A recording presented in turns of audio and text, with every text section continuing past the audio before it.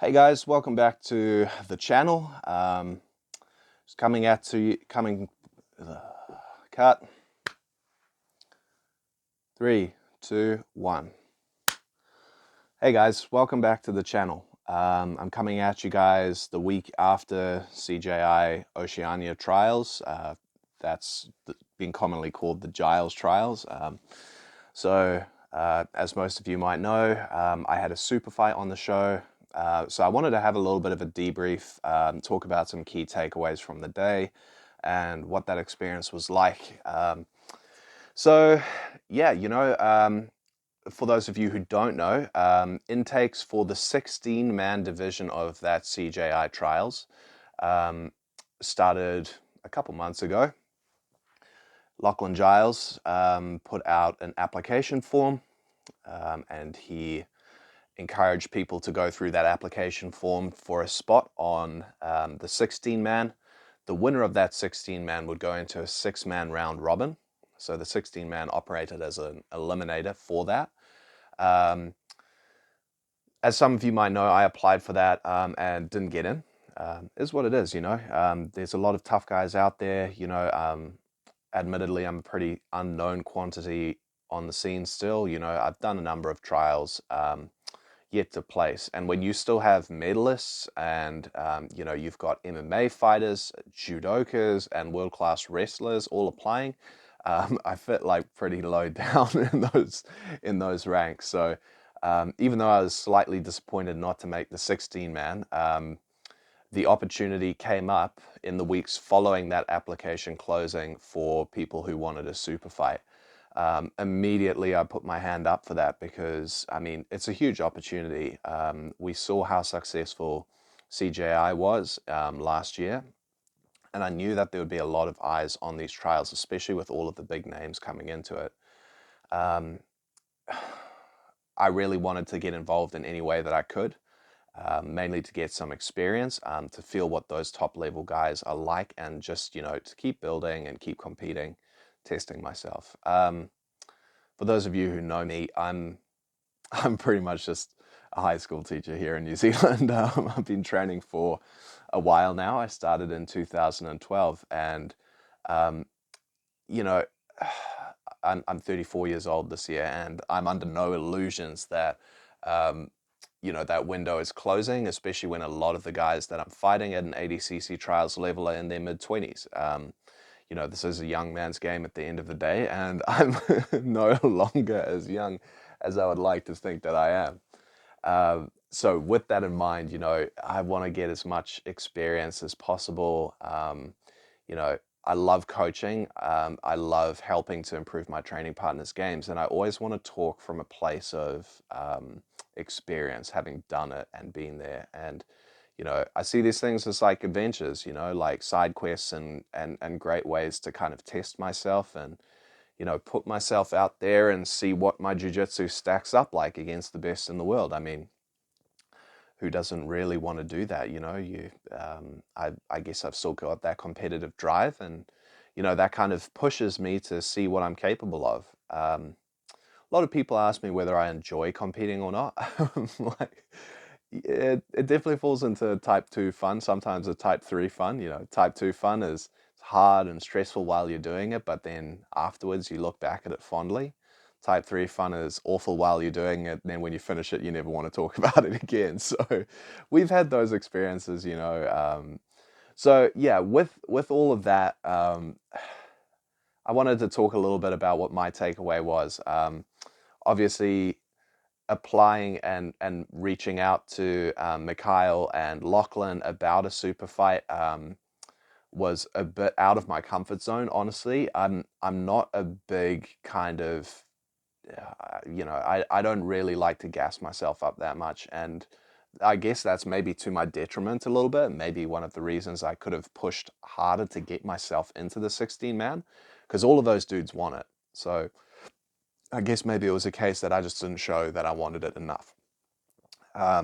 Regardless, I was extremely, extremely grateful for them to offer me a matchup. They offered me an experienced black belt and a Pan Pacs champion in Augusto Cursinho. And also a big thank you to him for taking the match. He could have easily not. And we both came into it, as it turns out, with a very similar kind of intention, to put on a good show, to make a statement and really show our skills. So huge credit to him, and a huge credit to Liv Giles, to Lachlan and Mikhail for making a match like that happen. They could have easily not had super fights on the show and just run the two divisions. Their decision to put a number of super fights on and break the day up was a real treat, honestly. I think all of the matches were super entertaining. And to break those divisions up with a different pace and different competitors was really cool. So yeah, first off, extremely, extremely grateful for that opportunity. So yeah, the the preparation, I didn't really have too long. I had about 2 weeks between finding out I had a super fight and then actually competing. So once they offered me the super fight, I agreed straight away. I went home and like booked flights. Late notice flights are not cheap, so yeah, that was a commitment that once I knew I had those flights, I was like, okay, sweet. Well, we got to put our foot down. We got to make sure that everything's right. Um, Usually when it comes to a super fight, competitions even, I like to have a little bit more prep time than that, either between 6 and 12 weeks or even longer, to skill build, strategize, and work on it. I was really lucky that I've been staying really active anyway. I've been working on some strength and conditioning procedures with James from the Sweet Science of Fighting. And honestly, I think if it wasn't for the work that we'd been putting in, I would not have been in a shape to put on such a good performance. So a huge thank you to him for all of the work that he's helping with that. If you get the chance, I would really recommend going to check out the programs that he has. You can get him on Instagram at The Sweet Science of Fighting, and online as well. So I thoroughly, thoroughly recommend his tuition. It really, really helped me to perform at my best in this match. So that's just my first shout out. I do have a few people that I need to thank throughout this video. Obviously, I don't have sponsors. I'm just an amateur in the sport. And at the end of the day, I really appreciate anyone who helps invest into me and invest in helping with my performance. So I think it's only fair that I shout them out in this video. How much they've helped, I think it's only fair enough. So these aren't ads. They're not paid content, but these people have invested a lot and they deserve their flowers. So I'm going to do my best to try and do that. If I forget anyone, I'm sorry. But yeah, just know that I love you anyway. So yeah, the prep went pretty good, honestly. I had some strong ideas about the game plan that I wanted to play going into the match. Um, you know, it was to be the first time that I fought in the pit, so CJI's one of their big differences, I suppose, is that it's in a pit, and Lachlan and the team at Absolute went out of their way to build a pit. They did like a 3/4 pit so that one wall wasn't there, providing easy access on and off in case of first aid or whatever the case is. And yeah, honestly, that was awesome. To actually arrive and see the pit set up was really, really cool. And I'll talk a little bit about that later in terms of how that played in the match. So yeah, flew over to Melbourne. Fortunately, my good friend Ethan Smith lives over there. A huge shout out to him for having me for the weekend, and also for cornering me. So, I rolled over there solo, and he took the entire time out of his day to come support and also to corner. A lot of what we discussed and a lot of what we planned, we were able to implement almost immediately in the match. So really recommend his cornering advice. He's a world-class wrestler in his own right. His jiu-jitsu is also starting to look phenomenal now that he's based in Melbourne and training Absolute. And yeah, so thank you very much, Ethan, for putting me up and also for supporting on the day. That was huge. Um, in terms of the S&C stuff, I've been working a lot on my conditioning, not so much on the weightlifting front, but hitting that assault bike and really working on some of my sprints and the higher intensity cardio. And I feel like that really paid off. It helps me to make the weight. So in terms of making weight, my philosophy is I don't really cut weight. Um, I sit comfortably in the mid 90s, above 95 kgs. And in terms of ADCC, which is kind of my main goal at the moment and the main competition rule set I work around, 99 kgs and under 99 kgs is the division that I do. So cutting weight, I was already on weight when I accepted the match. So it was more just a case of making sure that I ate healthy, maintained, and yeah, I don't really change much in my diet. I eat pretty healthy, eat whole foods, get enough fats and proteins and everything to balance out training and working a full-time job. So yeah, I didn't have to change too much there. That was, it's an added bonus when all you've got to worry about is the prep. I don't have to worry about making weight. I don't have to put myself in a deficit, especially when you're doing really short notice travel as well. Because I'm based here in New Zealand, there's often multiple flights involved. And what I've noticed is when I fly, I tend to hold quite a bit of water. So um, making sure that I'm like on weight before means that I don't have to do any dramatic water cuts or anything like that. Does it mean that fighting at under 99, I might have a bit of a size disadvantage against guys cutting down to it? Maybe, I don't know. I just know that making under 88 is probably just like not something that I can do, honestly. You know, I'm a large individual, and it's just too much. It's too much to add on top of the fact that you're about to fight a guy who is, he's you're fighting good guys anyway. I don't want to put myself at a more of a disadvantage by coming in undernourished, not having the cognitive ability and not having the physical ability to back it up. So I'd rather come in at like my natural weight where I walk around and I can train well and optimally. So in terms of that, I didn't have to change too much. Um, so come to the day of, they had weigh-ins for the super fights. It mattered less. The weigh-ins were kind of more just to see where everyone was at for the 16-man and the 6-man, because obviously those were open weight. The competitors within those divisions were fighting for the over 99 and under 99 spot.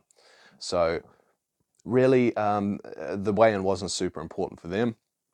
More for us in the super fights, we'd had agreed weights. So I had to be under 99, and there was a 5% allowance. So if you were 5% over that, it was still fine. Weighed in morning of at about 10:30. Started the day with a acai bowl, as you got to. But also Melbourne's great for food and things. So Ethan and I found like a local spot, had an acai bowl, got there and weighed in. I was about 97 kgs, so there was no stress really. That's pretty much primo. That's where I like to sit. So no problems there. I think Augusto weighed in at 99, so also no problems. And then around midday, we had the rules meeting to start. Lachlan explained how the rules would work for the 16-man and the 6-man. I'm not going to go into that too much here because, there's other people who've already spoken about that. I'm more going to speak to my own experience and some of the people that I know personally and things like that. So if you want to go and see those rules and things like that, you can head over to B Team and, the guys on the stream discuss it anyway. The rule set for my match was submission only, 7-minute time limit. And yeah, a draw at the end if there was no submission. There would be no decision. I guess the reasoning for that was initially there would be a decision, but like the refs had to make decisions and judging calls all day. So I can understand their reasoning for not having to like tax them more for individual super fights on top. Just focus on what they had to do in terms of judging the actual divisions and things. So no complaints from me there. After weigh-in, just had a walk around St Kilda, found somewhere to have a little bit more of a substantial breakfast. Usually, I would not eat day of competition if I'm competing around midday. because of the time difference and because I was going to be the last super fight number 6, that wasn't going to be until much later in the afternoon. So I knew that I had to get something in to eat. Now, what to eat on the day of the competition and things like that. Obviously, I'm no nutrition. I'm just going to do what feels good for me. I'm not about to go get fast food and eat a shit ton of food. But I think the biggest thing was finding somewhere that has healthy food, getting some fats in, getting some protein, and a good balance of everything. So I think I had like, you know, mushrooms on some eggs, some nice toast, like some bread and things like that. Of course, wholemeal bread and things like that, I think is important, grains and things. Um, but yeah, that was about it really. Staying hydrated, a little bit of caffeine. I'm like usually a 2 or 3 coffee a day person, so I'm not about to change that on competition day. That's important. We want as few variables and as few differences as possible. Slowly then meandered back up to Absolute where it was being held. And matches had started already for the 16-man. So that 16-man division was stacked. I mean, there were awesome matches all day. The stakes were very high, and there was some huge size discrepancies. You know, we saw guys like Kenta Iwamoto fighting Duke from Canberra, I believe. But yeah, you know, big size differences. We had like Matt Oxenham, shout out Matt, wearing your Go Jiu Jitsu t-shirt. And yeah, I think he was fighting Alex Hunga, who was like 150 kilos on the day or something like that. So, you know, there were some big boys, some really big guys in those divisions. And yeah, you know, phenomenal jiu-jitsu on display. A lot of wrestling, in the middle of the pit. There was the one takeaway that I had was a lot of guys actually kept the wrestling and the jiu-jitsu away from the walls. Um, the big difference for me was as soon as Ethan and I saw the pit wall, we were like, we are using that as a weapon. Like, that's a tool. You know, it's inbounds. The action continues against the slanted pit wall, which I think was like a 45-degree angle or something like that. And obviously, it has corners. There's 2 corners there where you put a guy in, and for those of you who've wall wrestled and for those of you who've used a pit, you will know how disabling it is to try and stuff takedowns up against a wall. And, you know, that becomes an art and a skill in itself. So as soon as we saw that, we started to think about, hey, how can we use this to our advantage? And we built a lot of our game plan around the fact that it was going to be in the pit as well. Um, that comes to advantage and disadvantages, as I'll talk about. So um, I'll talk about a couple of the decisive moments from the match that kind of stood out to me. And I guess this is a good segue and it kind of fits into what we were talking about. My intention was obviously to engage in the wrestling and drive Augusto to the wall. You know, I work a lot off of the underhook and the over tie and the collar tie in my wrestling game. And I knew that if I could get him to the corner, I could take the match to the floor on my terms without getting reset out of bounds and causing a lot of like neutral space wrestling in the middle. So I was like, okay, cool. Well, whatever we do, we're going to be driving towards that wall. I I had to throw a bit of caution to the wind there because I was like, okay, well, I mean, when you're driving forward on underhooks or over collar ties and things, there is the risk that you get thrown, like Uchimata, Haraigoshis, and counter throws. But, you know, it's the match is going to go to the ground anyway. So I was like, okay, well, I trust my guard, I trust my game enough that if I get taken down, at least we're on the floor. Now we're working anyway. It's only 7 minutes to work for the sub, so fuck it, really. Let's just go.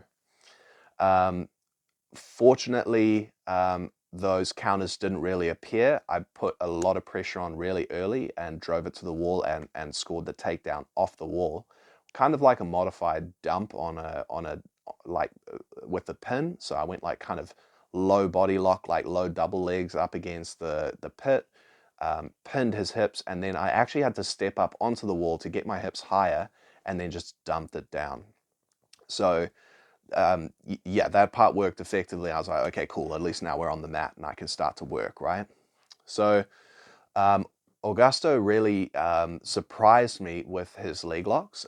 We ended up in some exchanges where we were going back and forth trying to capture the knee line. There were toe hold attempts, knee bar attempts, heel hook attempts. Um, I thought I was in quite deep on an inside heel hook, um, but he did a really good job at getting through. And there were some angles where I noticed the pit wall was actually starting to work at my disadvantage here. Whereas we could have rolled into flat space and killed the hips, you could actually kind of climb your hips up against the wall a little bit, the pit wall, and that can kill some angles. It also killed a bolo attempt for me off of the De La Hiva. I was bummed about that, honestly. But I kind of rolled through on the De La Hiva um, into like a bolo entry, and I was like, oh, I've hit this entry quite clean. But my head and shoulder were now blocked by the angle of the pit wall. So from there, kind of had to negotiate the knee lines again, and then eventually managed to come up on the top, position myself where I was working against his frames, camping a little bit, and getting ready to go to some like J-point passing. Um, as I was kind of pushing through on his bottom leg and trying to fish for a near side underhook, he goes for a Kimura grip. Um, which against the standing, like when I'm standing, the person on the bottom trying a Kimura grip, it's very easy. It's like a much easier thing for me now to rotate, go north, south, and come around. I use that to go like kind of that Matt Serra counter to the Kimura grip from the bottom of the half guard. Like the half guard, they go bottom Kimura. I'm sure you can look this up and check the match out. I'm not going to be able to superimpose that over this. And then I rotated through almost to like a knee ride kind of position and threaten the back take, eventually get on the back and put him belly down twice and then fish for the rear naked chokes. Unfortunately, I ran out of time before I could fish a final rear naked choke in and get the finish. But, props to Cousinho, Augusto as well. He's super tough, man. And, twice I had a rear naked choke right across the jawline, right across the mouth, and couldn't put him away. So I kind of ran out of time, I think 20 seconds longer, and I would have been able to finish it. So overall, I was really pleased with my own performance in this match. Arguably, well, probably, almost definitely the most high profile super fight that I've had so far.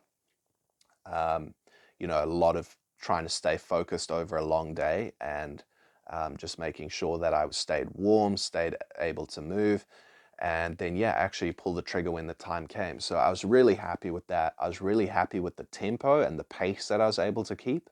Um, I felt like with all of the S&C that I've been doing, I was really able to maintain a sustained pace and keep my head in the game in a way that maybe in the past I've kind of floundered or, kind of lost a bit of focus. So I was really pleased with myself that I was able to do those things. So, yeah, that's kind of the big takeaways for me. Um, but yeah, the whole event overall, if I have a couple of takeaways and my kind of commentary on it, I suppose was, especially going into the 16 man eliminator, there were so many tough guys in that. And the winner of that then had to go into the 6 man as the sixth entry against 5 fresh guys. Um, so an extremely, extremely long and tough day against some of the best guys in the region. Kit Dale won the 16 man, which was phenomenal to watch. I mean, Kit's been around forever, and the first DVD I actually watched was the Black Belt Blueprint with him and Nick Gregoriadis. So shout out to Nick as well. But having been around and seeing Kit come up, and then he's been away from jiu-jitsu for a while, pursuing other things, to come back and then play some of the most like disciplined, positionally aware, and mature jiu-jitsu against absolute murderers was really cool to see. Um, yeah, and so much mat time as well. So a real testament to his conditioning to be able to get through all of these matches. You know, Declan Moody obviously looked phenomenal in the six-man. You know, just amazing passing, you know, amazing ability to be creative.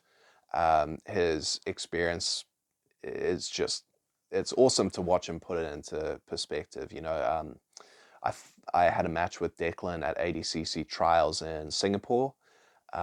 And man, yeah, he's amazingly strong, cat-like fast, and yeah, just great like jiu-jitsu IQ. So yeah, it was amazing to watch his matches over the day. He had some very, very impressive moves. Bilal Etibari, obviously one of New Zealand's own, getting a spot in the six man was also really cool to watch. Bilal went on to get a spot in the team along with Declan, and I could not be more proud of the guy. For some of you, you might not know, but Bilal has just skyrocketed in terms of his technique. While he was here in New Zealand, he was a phenomenal training partner, and I learned so much from him as well. So to see him in there and, you know, implementing his game against top level guys in such a short amount of time is just such a testament to his skill level. And I can't wait to see how well him and Declan do at CJI too. You know, they are legitimately amazing grapplers, and yeah, it's going to be so awesome to watch. I really can't wait to see them, Lucas Kennard, Levi, and Fabricio Andre, who was the wild card pick. I can't wait to see how well that team does. It's going to be sick. Kenta was also a standout for me. Unfortunately, he kind of injured his mouth in a takedown in his match with Siraj, and needed stitches and things like that. So all the best in your recovery there, Kenta. You know, he's such an awesome grappler. You know, I've been watching guys like him since pretty much before I started even doing ADCC and no gi. So it's really cool to see these guys and just how phenomenal they are at grappling. You know, it's amazing. So yeah, you know, one of the, I guess I don't want to call it a downside, but one of my observations is when the stakes are so high, and you know, two guys are fighting for spots on a team and it's sub only, and being subbed almost puts you out of contention right away. There was a lot less risk taking than I thought I would see. You know, the guys are working very hard to like not allow guard passes or to deny offense, whether that was from the top or the bottom or wrestling exchanges. Um, that some people I saw on the stream were like considering some of the matches a little bit boring. When guys are this high level, I think, you know, the matches and the margin for error is so small. I don't want to call them boring. I thought like all the matches I watched across the day were like amazing displays of jiu-jitsu. Tactics as well plays a huge part. So definitely not a criticism from me, but like, you know, the matches were intense, the atmosphere was intense, and guys are not willing to give stuff up, you know. And I guess that's just a reflection of like the rule set, you know, like if you know that getting submitted is essentially going to put you out of the contention for it, you almost want it to go to a draw at the end, because then points were going to play a factor, and whoever scored more highly against that like 10-point must system was going to win. And essentially that's what it came down to between Bilal and Kaya Rudolph. Um, Both of them, I believe, had like the same amount of subs. I could be wrong here. I can't remember. I think they must have. And then it just came down to like the scoring of the judges at the end who got that spot. Um, Both of them are phenomenally like innovative and creative grapplers and guard players. Like their guards are so awesome to watch, man. And like it could have gone to either guy really. So yeah, it was tight. It was tough, you know. So everyone there wanted to win. You know, it's a shot to go to Vegas and win $1 million. So I don't think that that made for boring jujitsu. I actually really enjoyed the caliber of the matches. You know, the decisions would have been super, super tight and super tough for the judges to have to score. So kudos to them for doing an amazing job. Um, just trying to think what else. Yeah, honestly, overall, I'm just like I'm still kind of floating on cloud nine a little bit after the whole event. Flew back to New Zealand Sunday evening and was back at Sunday evening, like landed at like 2 a.m. and then was back at work on at 7 a.m. So I'm on cloud nine, but it's certainly sleep deprived cloud. Um, but yeah, I'm super grateful to have been a part of it. I think that the Absolute team and the broadcast team, Adam Jones, the boys, Mikhail, these guys all did such a phenomenal job. I think, I think that the team's going to do amazingly in Vegas. We've got some really, really strong grapplers in there who, now that the team's kind of put together, can start to strategize and think about what it is they need to do against who as well, depending on how the other teams stack up. But it's going to be so exciting to watch. And yeah, really just feeling blessed to have been part of that experience, super grateful. And just super proud to, represent Tukaha, my gym here, and Eastside as well. Um, you know, my coaches are responsible for everything that I am in terms of my grappling. So super, super grateful that I could go out there and show Australia and show the world, what we're capable of here in little old New Zealand. Um, I feel like Bilal, Matt Oxenham as well, did a great job at that. We've all been based and trained and come up here, and um, it's a big deal for us to be able to go over there and tough it out and have some matches and tussle with the best guys. So yeah, really pleased overall. Look forward to watching the CJI, and seeing how these teams play out and how the quintet element now plays into CJI too. Of course, that changes the dynamics of the event, changes the strategy, the gaming, and things of the like who you bring out. And yeah, it's going to be awesome to watch. So overall, that's pretty much like my takeaways from the event. It was great. Got to meet some awesome people.